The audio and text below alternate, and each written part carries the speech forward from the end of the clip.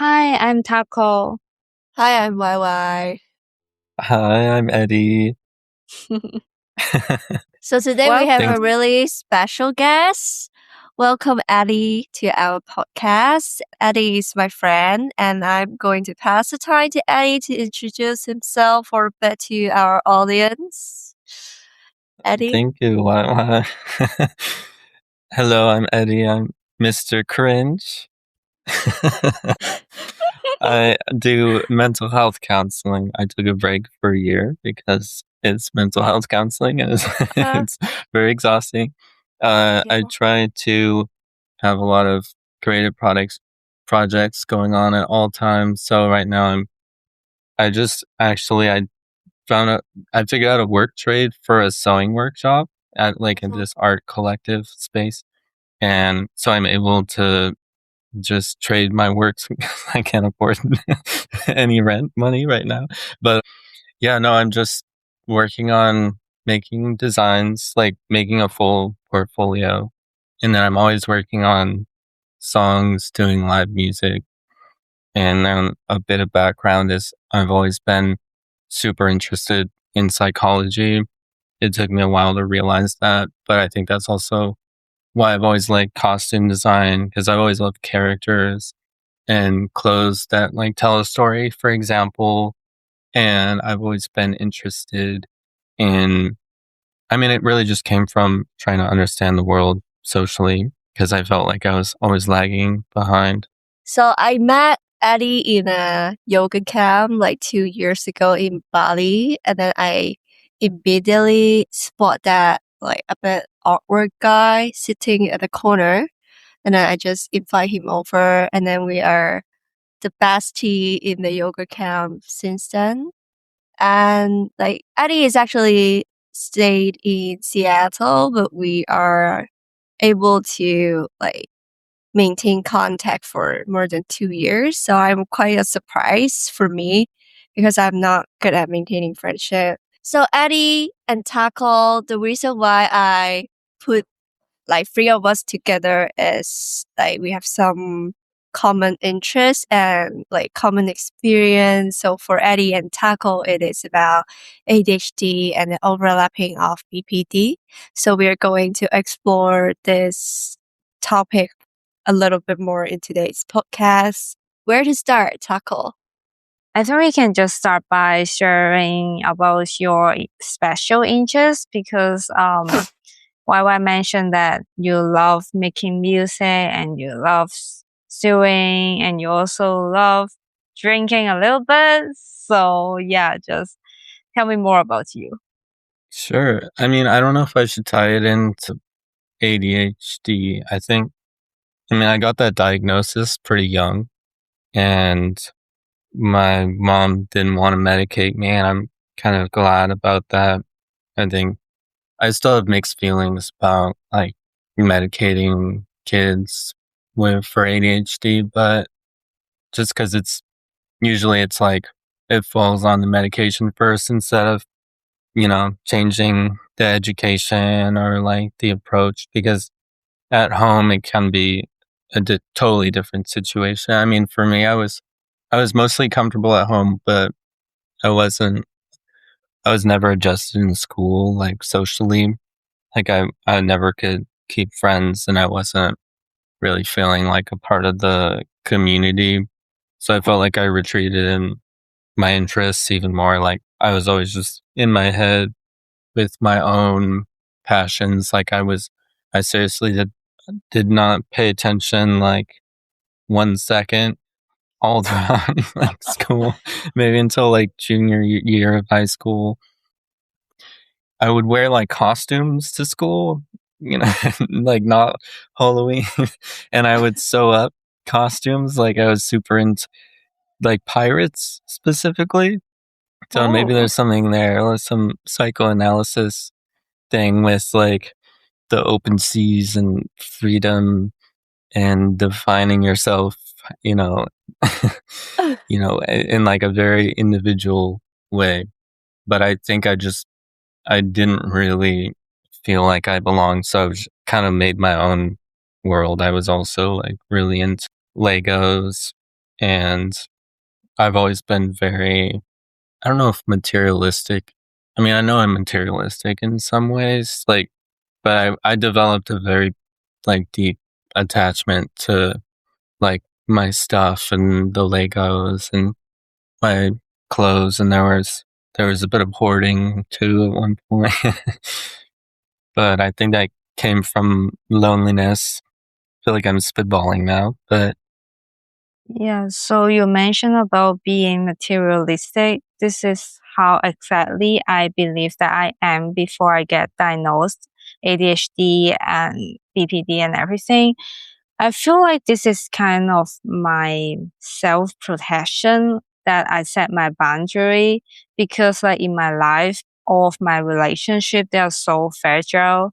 Not only my friendship, my love relationship, and also with my family. So the only way that I can keep myself safe is that I only look at those very, practical things, money or those kind of things that being materialistic is how I believe that I can, find a way or just to justify like why I'm still alive. So maybe it's about the sense of self then. Is it about feeling worth it? Yeah. I remember Eddie and I went to shopping in Bali, and definitely he bought some clothes.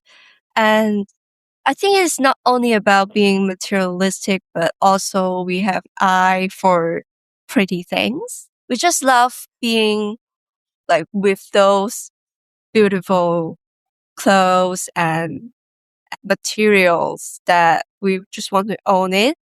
And maybe it is not only about being materialistic, but also like we feel safe in those things that we can control.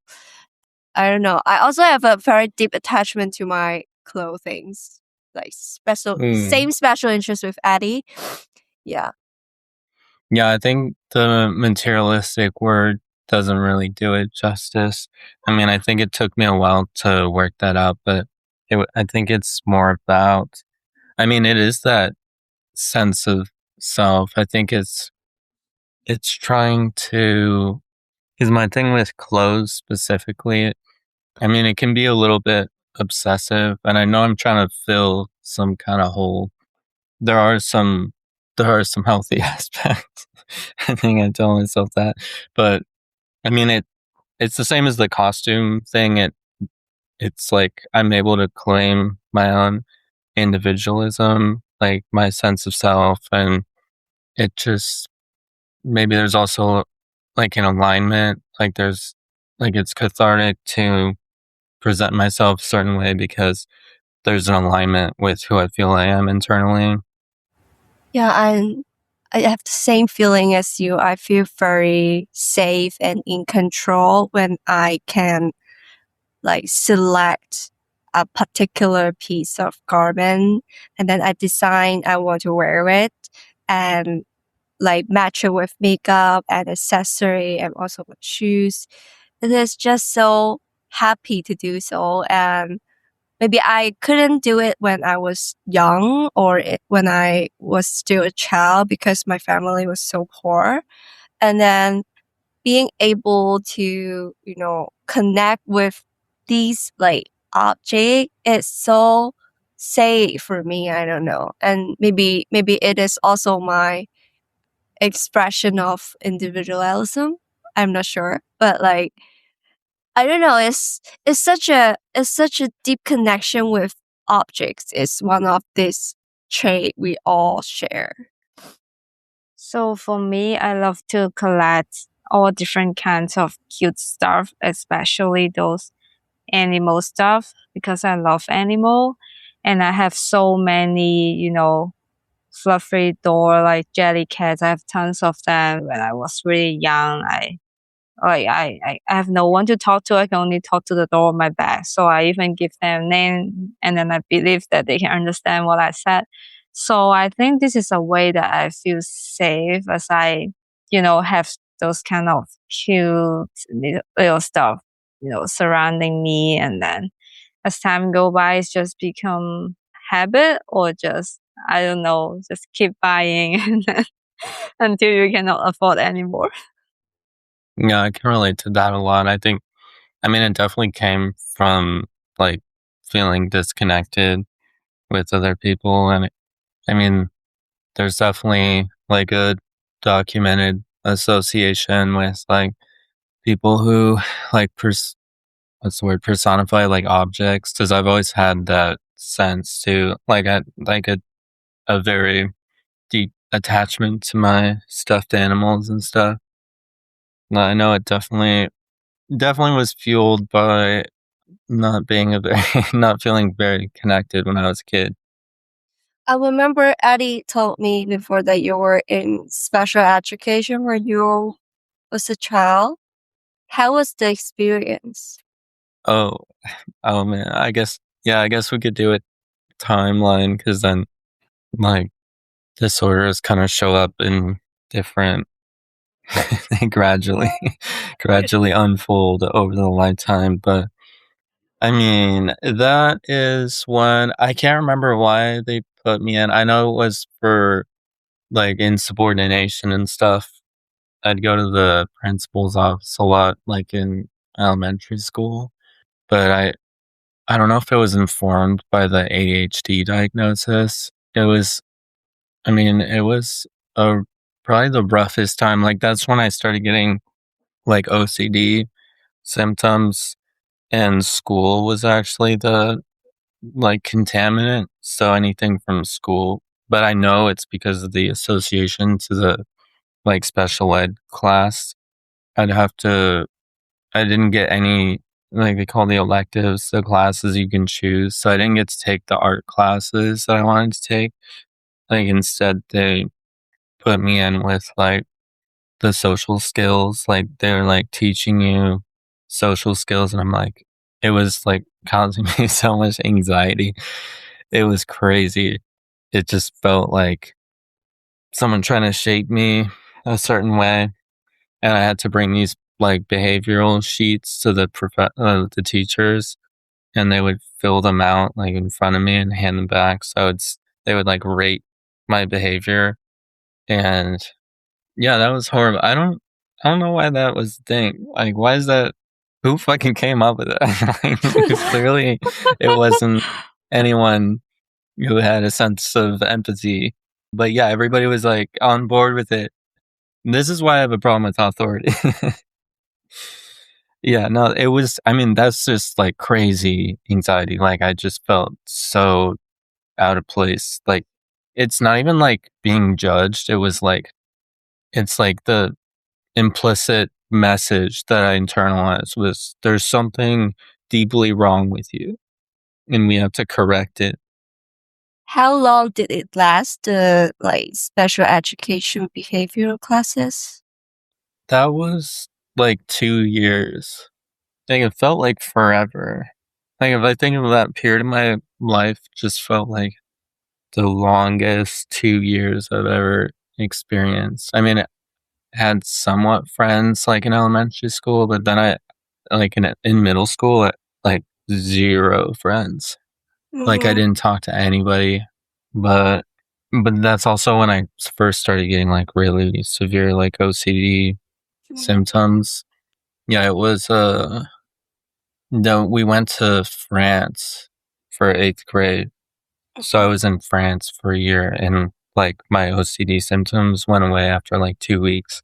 Like everybody in the school was like, "Oh, hey, it's the new kid. Like, let me talk to you, and you want to be friends." Like, I just did not, like, that was totally new for me. I had never experienced that. So it's like my anxiety, like like everything, all the pathology crap that I was experiencing just disappeared when I felt integrated in the community. And this is why maybe like I think I sort of overcorrected with that view, but I've definitely view like, especially this like the child development stuff, it's very like situational. Like it really just has to do with like, does the environment line up with what the person So was that in US when you were in special education? Yeah. Oh my God, that's crazy. I thought US is supposed to be better than Asia, but it sounds like they are like more or less the same. Especially Yeah. the behavioral shift you mentioned. Like if they send someone to special education, like the intention should be to help the kids, right? But they end up just make the kids feels like, okay, I'm a mistake all the time. And they're not helping you to build confidence or anything. They're just kind of like making everything worse. And what you need is just actually get integrated into a community and have someone to accept you, to be friends with you. And this is such a simple thing, but they just, how come they can like spend money and like things like this? I know. Yeah, that's the thing. They spend money on it too. And I actually don't really know like how much it has changed. Like, I'm curious. I mean, that's part of it is like, I'm scared to get more information because there's definitely a lot of, like, I don't want to think about that. But I think the worst part in some ways was, yeah, it's like it's taking away your integration, like, because everybody else who was acting normal was able to take all the classes that they wanted to. Is that all the fun classes, the ones where you actually interact with your peers, like which were, all the art classes, those are what people were taking. Everybody was taking those except for me because I was in the special ed class. But I think at the time, like, that's almost started to pick like a worse part. But it's like, oh, why? Like, they're acting normal and they get to have their community and they're integrated. Why are they taking everybody who doesn't feel integrated and putting them together? It just doesn't make any sense. I want to know, like, after you arrived in France, how things change. Like, you stay there for 1 year, right? And then you said Yeah. everything is like being better. And how about when you come back to the US? Like, what happened when the culture changed again? I mean, it was the same place that I went back to. So it was like similar peers, but I think I felt very reassured. And I've thought about this a lot. Every now and then I'm reminded, like, there were certain points, like in that middle school, I had no self-confidence, but for whatever reason in high school, I was like a lot more self-assured, especially after coming back. And I still was kind of struggling to make friends, but it was just a lot more manageable, like the anxiety. I don't know why. It like could be like combination of like those like 11-year-old like hormones versus like 13 or whatever. But I think it also, the France experience helped me just feel more self-assured. I think this is kind of like similar to what I have mentioned to Taco, is that when you were being bullied or isolated, after even one positive social interaction or secure friendship, it heals a lot. And it reshape Yeah. your perspective on yourself and also the relationship with others. So maybe it is a good thing for you to have a positive experience in another culture. And then it gives you some confidence, or I don't know what, like, to change your perspective on yourself. Yeah. This is, I mean, this is why, like, there's the concept of like pathology, the definition of disorders and the treating them is a Western concept, like, first and foremost, but it was like a like, it was psychiatrists, it was medical doctors treating them more as like almost like physical conditions. I mean, because I think a lot of it, like with hysteria, for example, I mean, that was also about deviance. That was about the deviance, like a reaction to deviance in women specifically, just because of the times and the power dynamics. But I think like over time, it's still like a cold, it's a cold concept. It's treating not only differences, but this assumption that there's something that has to be changed. And then also in the Western research on this, it's like over time, we're realizing that these things are really what people need is safe people in their life. Like I feel like it just always goes back to like being good human beings to each other. I mean, with the attachment research, like that's very much connected to BPD, for example, just the healthy attachment and the consequences that it has over your life to have some like a very early age experience. I mean, I think so much of therapy I'm not so much of a fan of the term of like undoing, but it's healing things that are, like that are old. I mean, what we can do now is be good people to each other. And I think what is a good therapeutic relationship. I mean, like a therapist can only help you so much if you also don't have good people in your life. I'm kind of making very broad brushstrokes, but these are the things that I have strong convictions about. Yeah, I agree. Same. So I feel like when they pathologize everything and make it like a disability, although sometimes it's really kind of a disability to us because like it impact our study and our career life. But the thing is that they are like splitting it to a very specific disease, and ignoring that it's actually things for a whole well-being of a person. So, and they're ignoring that we need to be cared, we need healthy relationship, we need accommodation to maintain our whole well-being so that we can, just to overcome like the problem that we are facing, because like with the safe person around us, we are just stronger and we also believe in ourselves. Yeah, that's well said.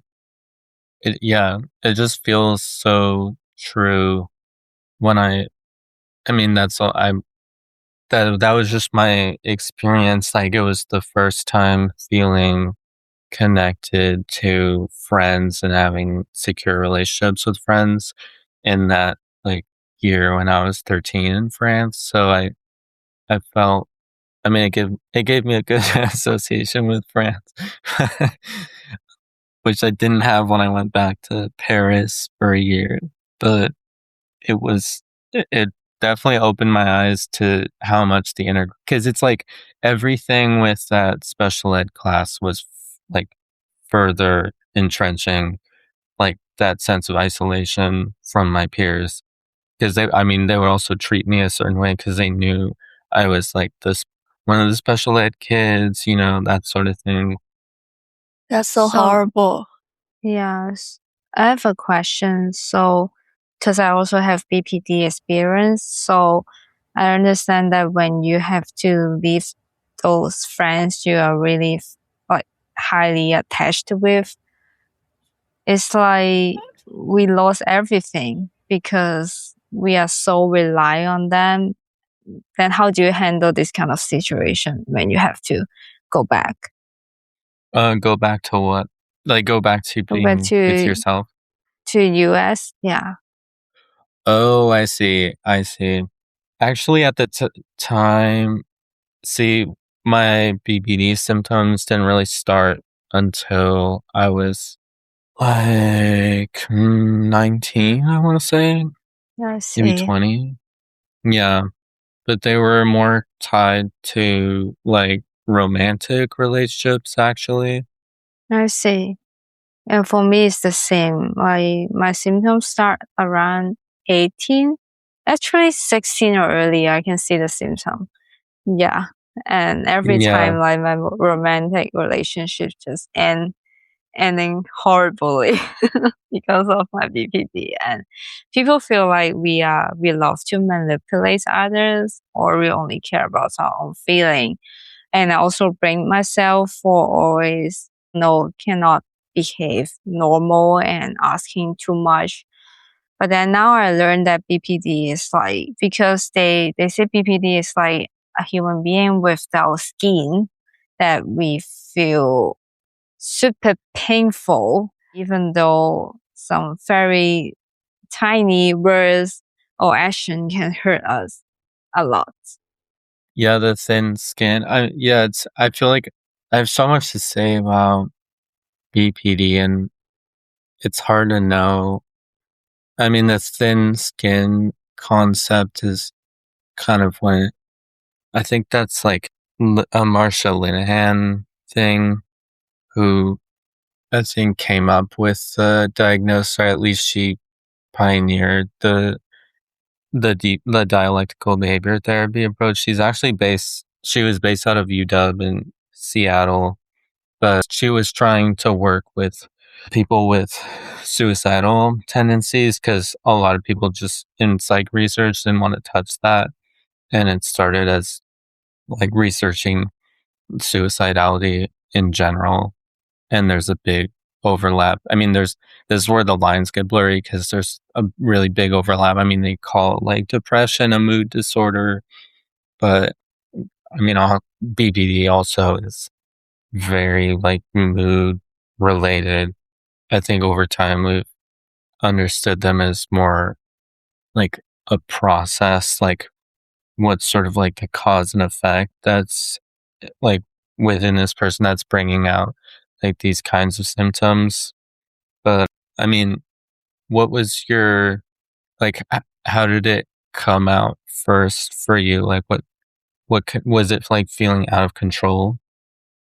Yeah, definitely yes. So it's actually getting worse, like over the years, but I just didn't realize that it is BPD, and I try everything and try to improve. I try CBT, but it doesn't work.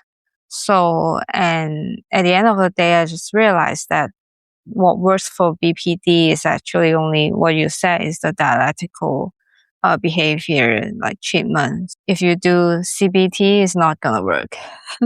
And now I'm getting better. Like after the diagnosis, at least I know what's going on, and I stop blaming myself. I stop pushing me to be more rational, and let my emotion to regulate. Just give myself some space, and it's all going better now.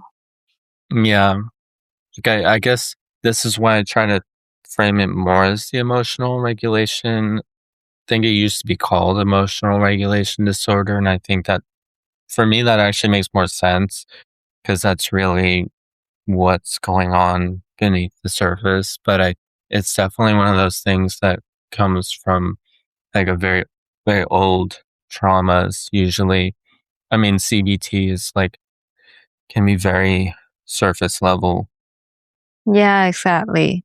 When we talks about emotional regulation, I believe not only me and you, but like YY, because like she's ADHD, like when you're autism and at the same time ADHD, it makes you like your emotion can stuck at your mono monotropolism, like that is very difficult to get out, and you also have strong emotions. I think it's like for us, it's just all the same.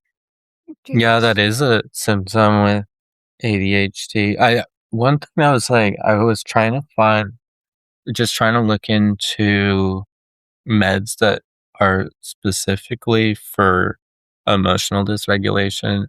Like, it's so odd that that's not like a very well researched area, like compared to depression. But a lot of like the meds that are known to treat like emotional dysregulation specific. I mean, that's already broad, to be fair. I don't know. Like, you could argue that that's like less like broad than depression. I mean, that can be a lot of different things for people, but it seems like a lot of the meds are researched in the context of ADHD for emotional dysregulation, which I thought was interesting. But yeah, I mean, it's been really hard to find. Like, I've tried a lot of meds in the last year or two, and there's always that risk that, because I mean, most of the time it makes the emotional dysregulation worse. And then, I mean, that it's like, I can't even think about functioning. It's not even like an option. Yeah, I recently trying to take SSRI for my PMDD, and suddenly I just stopped thinking about suicide at all. Like before the SSRI, I was thinking about killing myself every single day before my period. And now I just have zero thoughts on it. And I feel so amazed because like in the last decade, I spent so much time thinking that I am not strong enough and maybe I am, fragile, so that I want to kill myself. But now I start to realize maybe it is really about the chemicals in our brain, because I was quite reluctant to take medicine, and I think I have to change my surrounding, my environment, and everything to be good and to be healthy. In recent year, I moved out. I cut off all the toxic relationship in my life, and I have really supporting partner. I have friends. I have my community, and I still want to suicide. And then I finally realized maybe I have to try medication. And after medication, I feel, it's really changed a lot. Yeah. So I would like to encourage people like me who are reluctant to try medication to try at least once. Maybe it helps, but there is risk that it's just going to be worse.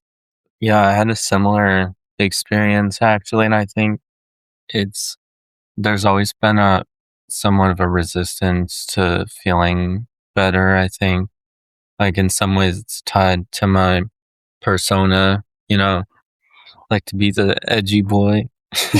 You are? But I think I realized that it's like even if the situation was good, it was like, I mean, there's nuance. Like there could be more meaning in my life. There could be this sort of stuff, but those feelings are very enduring, like especially the emptiness and the dysregulation. So that's definitely what pushed me to try the medication. Like I realized that it's just, you can only do so much with the circumstances. But I think then it's easy to like flip to the other side and really view it as a chemical thing. I mean, that's what's so fleeting about mental health. It's just so hard to really know what it is. I mean, it could even be changing, but I think there's the other aspect of like, maybe because of medication and the situation, there's like that compounding effect. And there's definitely research for that. But I think, I mean, for me personally, like finding really good therapists, like a really good match was super helpful just on the individual level. I didn't really think that I could be someone who could have more gratitude and be able to like hold on to good feelings more in the moment and like let go of my hypervigilance. But it's definitely been a combination of things. Yeah, of course it is. So you mentioned that you have a very good therapist. Would you mind to share like more experience, like how you decide which therapist to choose? Because like me in Canada, I'm very reluctant to find one because I'm not sure like okay whether this guy is trauma informed or is neuro affirming. And what if I share my trauma and then I just spend like a lot of time to explain, and then the guy just don't understand or just ask me, okay, you can overcome it, or you need to like think from another angle, and I would be like, then how come I'm paying so much for this kind of thing? So I'm reluctant to do this. Wait, I'm curious, is it covered in like what's the coverage for therapy there? No, it's not covering the insurance, but my company can pay a little bit. It can reimburse the money, but only 1 or 2 sessions for whole year. So it's just very little. That's like a drop in the bucket.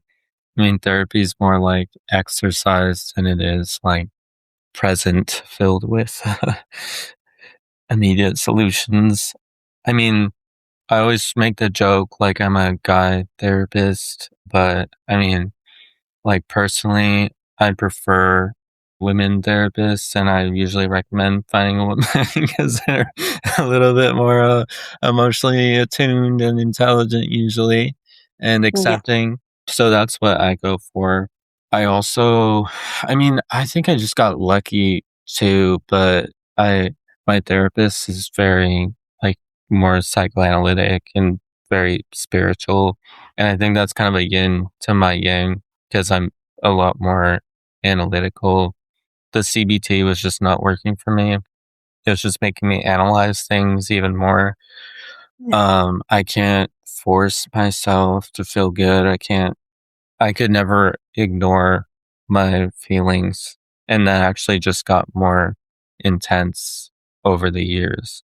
But it was someone, or my therapist is knows how to describe things that are very intuitive and has a lot of wisdom and a lot of experience with people. I would definitely recommend looking for someone who clearly states that they have experience, like either with like usually it's listed as BPD or like emotional dysregulation, someone who's emotion focused, or like acceptance based approaches, like mindfulness based therapy or acceptance and commitment therapy are good.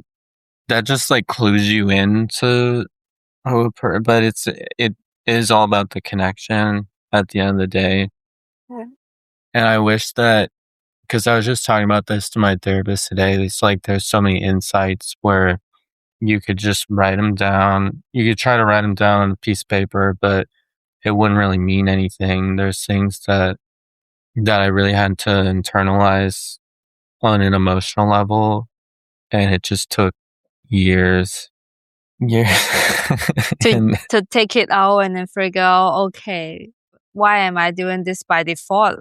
It's actually it's like, I mean, again, I think it's comes back to some fundamental Zen concepts so much, like strengthening the observer, like your sense of self being well defined. I mean, that's such a thing with like BPD, for example. It's not only, I think it's like a sense of faith that is foreign because I've always been very atheistic, and I'm not talking about religion.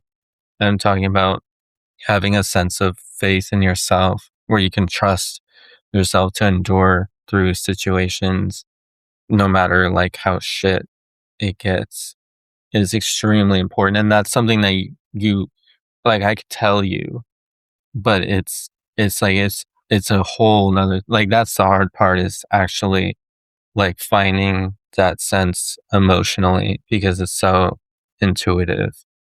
And I think it goes hand in hand with that sense of self being there. And then you have your emotional experiences. There's an inevitability to them, especially with trauma. Those same specific feelings come up over and over again. And being able to separate your sense of self from your feelings, be able to look at them in the moment, with a sense of acceptance, but also with that distance.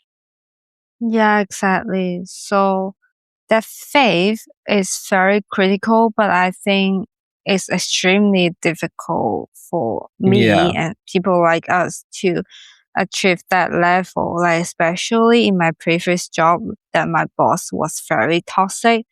And then I need to practice a lot of the acceptance, the mindfulness that you mentioned every single day to have me tolerance the pain and anger from the workplace. And I find it extremely difficult because it's so hard to separate and detach myself from that toxic things happen on me. Like when they do something really bad on me, like all the emotions and everything just, they just it comes into my mind. I cannot split them, even though like my rational thinking, I know I have to practice to split them. Okay, this is my preserved things. This is not the reality.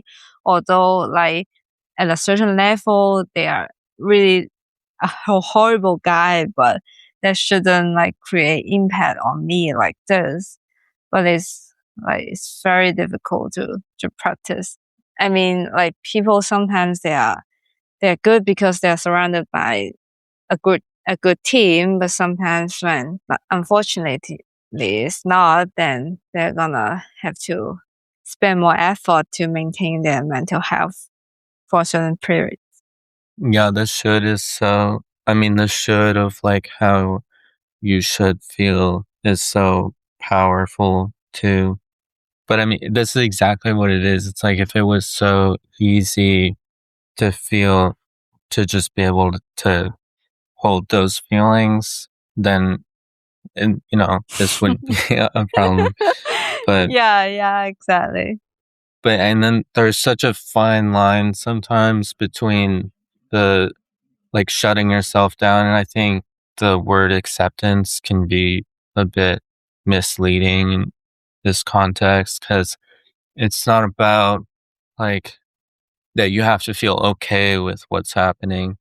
It's more about being able to hold it, and those feelings are just there, and that's all that it is, really. It's just that the feelings are there. I mean, you can't change the feelings themselves, but I think you can change the relationship to the feelings. I think you guys like being affected like negatively a lot by your big feelings, but I also want to point out that it makes you to a really kind people. Like Yeah. I never met anyone like sensitive, intelligent as you two, because you guys have really big feelings and you think a lot, and then it makes you become a really good person. Even though you have to suffer a lot, you can still be kind. You got a lot of like negative interaction from people, but you are still able to be kind to others. And I think that is very amazing. Taco is going to cry. Yeah. So I also want you Very to know sweet that YY. like it may be a negative things for you, but like from me, from my point of view, I think it is one of the most like precious quality that you two have. Yeah. Thank you. I don't know about smart. Yeah. That's Anyway. so sweet to hear. Yeah, because like I think Taco and Eddie both told me that they had no friend when they were younger. And I was just like, why? You two are so smart and so, intelligent, so kind, and how come they don't want to be friends with you? It must be their problem. It's not your problem to have no friends. And what motivate me to keep going sometimes like I can be friends with you guys and gather good vibe and energy and kind people together. I think that is so healing for me as well, as a person who doesn't really have that emotion in like a lot of aspects of my life. I usually just have very big emotion in intimate relationship, and I'm a very secure person in terms of friendship. So I don't know, it is my motivation to create positive friendship experience for all of you. That's very sweet. Well, I mean, it's hard to find the right people. I guess I should speak for myself. Like it does make it hard to. I guess I could go in all directions with, but there's definitely something culturally, especially in the States, against like empathy and, you know, emotions feeling like out of control. They can feel like a weakness or a sensitivity. Oh, we also want to talk about the cultural differences, right? What we have Yeah, that mentioned would in be the beginning. Like from my observation in Asia, the concept of neurodiversity is still in a very initial stage, and quite a lot of people are still staying in the medical model and like seeing being autistic or ADHD or different kind of condition is disorder deficit. I don't like object medical model, but I think we can also add the concept of just being different is okay in society. Because at the end of the day, I think people are just different in many ways, and being neurodevelopmental different is a really small thing. You know what I mean? It's just one of our difference, and everyone is so different. And I don't know, but like neurodiversity movement is still something that I'm working on, because I think it can make people a better person, being more embracive, inclusive to others, to differences. But it's very difficult, as Yeah. like in Asia, we need to act in like 3 different way so that you are good, so that you are successful. You should be lawyer, you should be what else, doctor. You cannot be anything else to be good except those like standard path. And I think especially in Hong Kong, it is so out of place. Like everyone should be the same, and not maybe like not getting married, not having high paid job is being seen as a deficit or disorder somehow for them, in a cultural sense, not a medical sense. And how do you see it in France or in America? Like how people treat being different?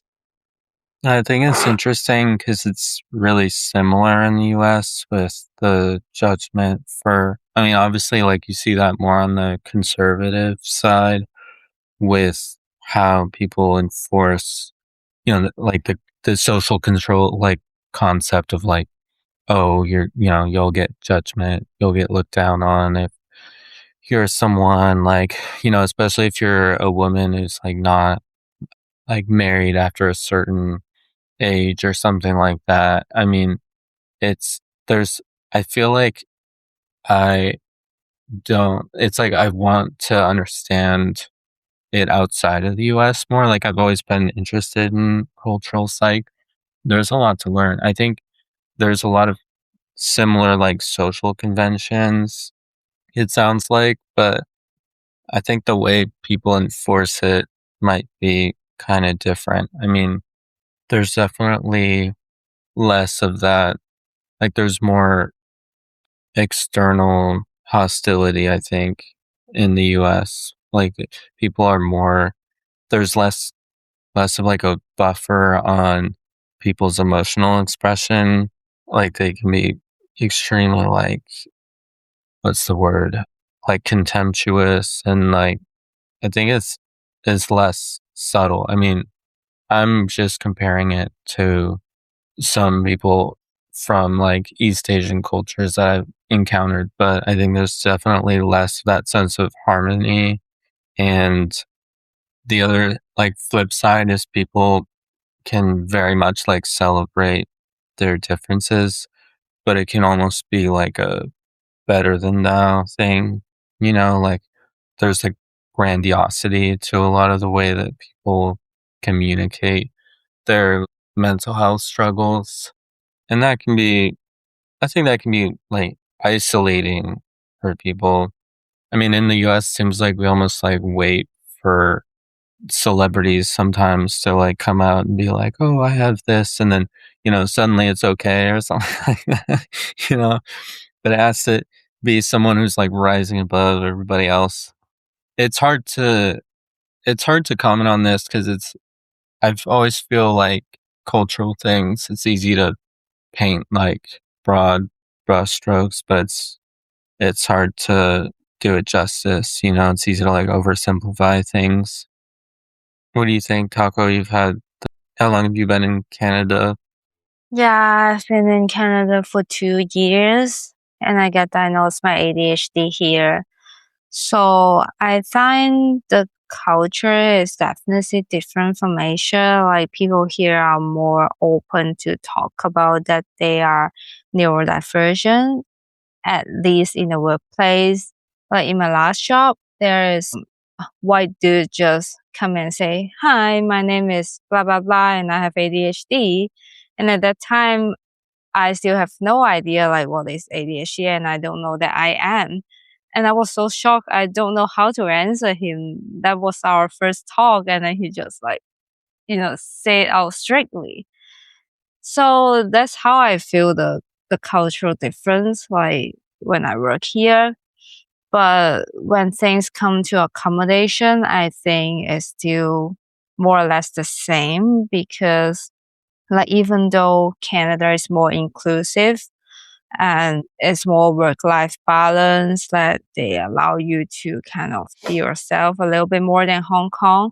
But still when you work in a corporate like an in-office job, they just put the same standard on you. Sometimes they say, oh, this celebrity have ADHD and they're still very successful, but then so what? I don't think that pointing this out means that they see our invisible difficulties, but instead they are hoping us can be as successful as those celebrities without any accommodation, and that's so stupid. So yeah, what do you think about this? That's very much been a similar experience, I think. I mean, this is why so much of that, I mean, when there's like a big broadcast from a company or like big communication about how much they, value people's, whether it's like a disorder or like some kind of like disability. I mean, I just think about like the time that I was working at this practice and they weren't filling my caseload. And so I wasn't getting any like insurance. I couldn't even afford therapy. Not even, I didn't have the insurance plan, first of all, because I didn't have the enough hours and I would have had to wait 3 months. It's like I'm being a therapist and I can't afford a therapist. Like there's just so many levels of like, I think it's just it has everything to do with how like what people's material reality is, like what are they able to afford, like what is their job actually imposing on them. And I think that's what we all should talk about collectively. I mean, especially in the States, there's no safety nets. There's, like we were saying earlier, like it all comes back to the whole person. I think there's a huge irony in just, just the fact that the US is sort of, I don't want to say pioneer. I mean, like so much of it's also in media everywhere. And I think that helps a lot with like mental health representation and that sort of thing. And then at the same time, like we have so many resources. That's a whole topic in and of itself, but it's just to say that, I mean, like with the US, there's very little safety nets with like people's food, people's housing. It's been too expensive for a very long time. The resources are there. It's just not coming through. I mean, it's the whole person that matters.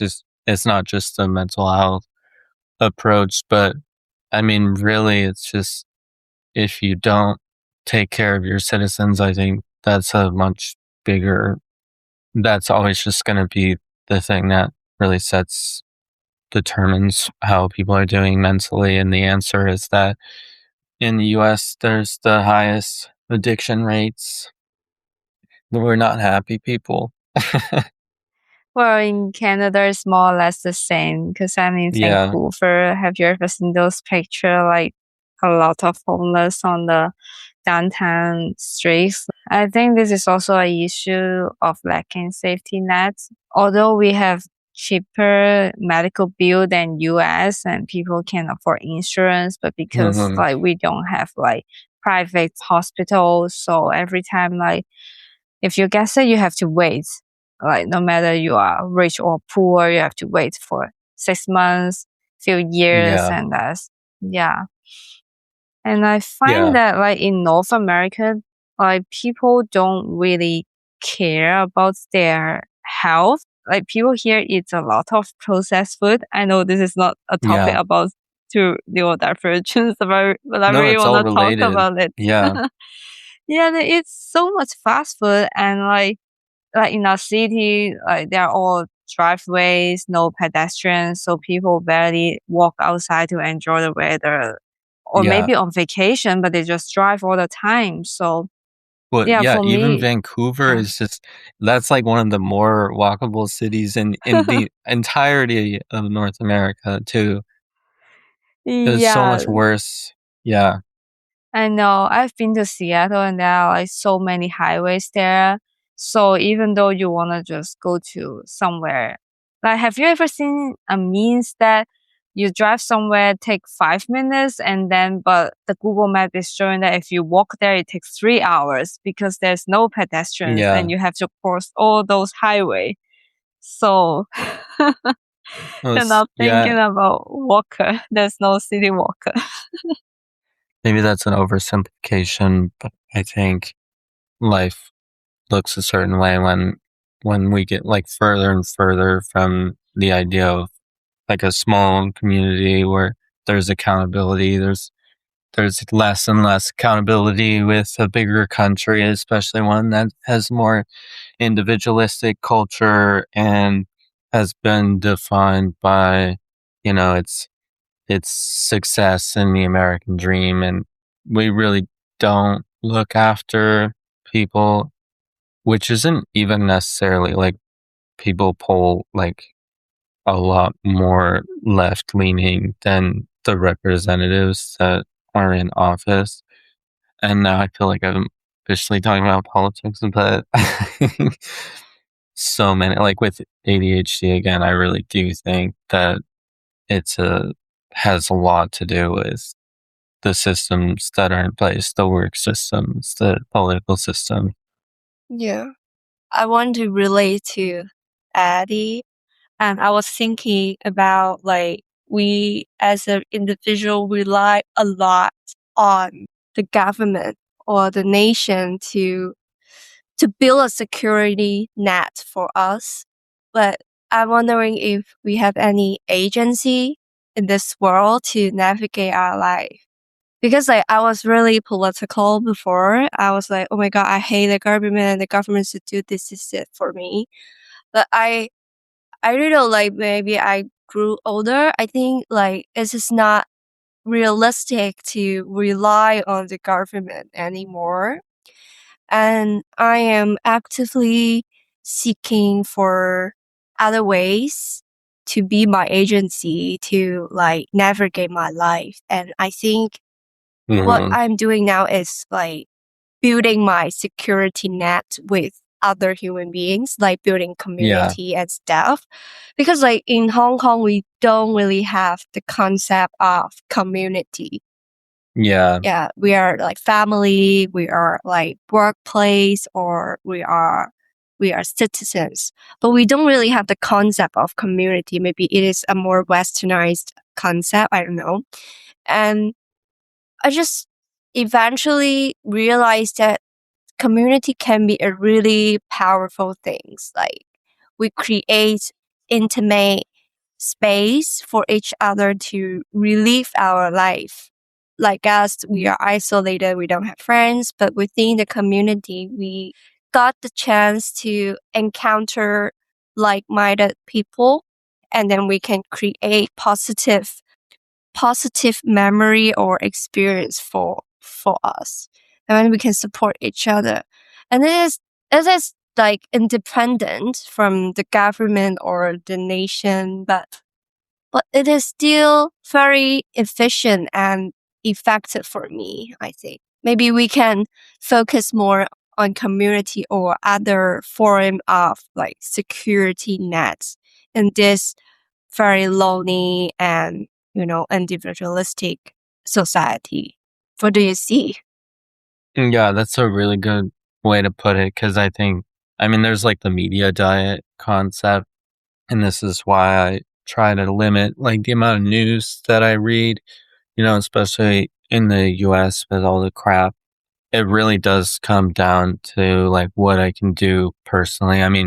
Like humans don't like to feel out of control, and I think that's super important for like not only your sense self, but the emotional regulation too. It's not just about having like agency tangibly, and obviously that's a luxury to have. I think it's about believing that there is a sense of agency, even if it's like very small things that you can choose, like that will that can really help your mental health, I think, especially when the world like is objectively so out of control. But yeah, I think like for me personally, like I was saying earlier, I really focused on trying to build a sense of community and people where it was like I felt like I was mutually supporting them and they were supporting me, because I think that like I have a good read on people. It was mostly a matter of putting myself out there. And that's the hard part. Like if I frame it as work, it actually helps me. I'm like, I have to put in the work for myself. I have to go to these clubs or like, I try to get creative with it, like try to go do something that, because it can go back to politics too, like going to like a protest or something like that. Or like, like for me, I joined like a fashion show and I met some friends, and that really helps because I didn't actually have to put in that much effort to talk to people. Like it just kind of happened naturally. And then I ended up like talking to people for like 6 or 7 hours. But I was definitely able to, I guess maybe that's a little like Machiavellian, but it's like I have better, like I just have more options. So now I can choose, like just from putting myself out there, but that's hard to do. But I do view that as like the container concept of like, I'm going to do whatever I can to have, build my safety net and like commit to that. I think my biggest safety net is my boyfriend. But I know one particular person is not enough to form a very large enough safety net, because like we are not exactly the same. We have different hobbies and sometimes we have different preferences, especially he is probably autistic. So we can somehow be both very insist in our own opinion, and then we argued. But for most of the time, like he is still one of my biggest safe person, because like, let's say for example, I used to be in a very toxic workplace and then it eventually hurts my confidence. I don't believe I can get rid of this. Like my current emotion like seems to be forever. But he wasn't trying to convince me for anything. He was there just being safe. And he always tell me he believed that I can get rid of it. He always believed that I'm a very good person, an excellent one. And I think this kind of trust really makes me protect me a lot, like when I was in danger.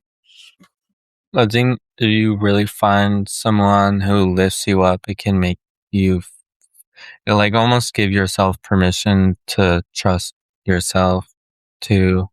Yeah, exactly.